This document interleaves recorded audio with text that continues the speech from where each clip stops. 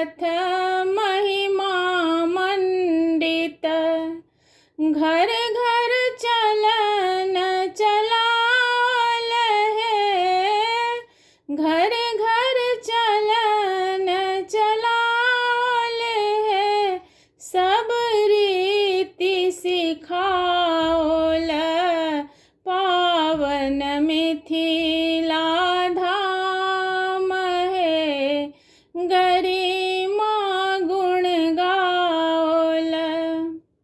सावित्री छली राजकुमारी,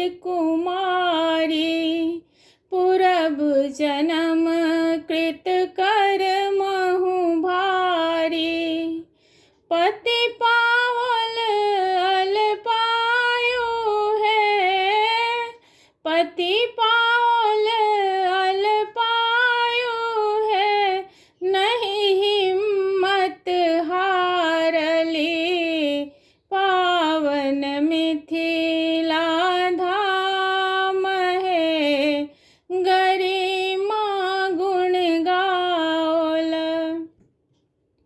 जेठ अमा पूरत अभिलाषा, वट वृक्षक पूजन सो आशा, पूजन प्रतिफल पाल है, पूजन प्रतिफल पावल है, पति प्राण बचाओल, पावन मिथिला धाम है, गरिमा गुण गाओल।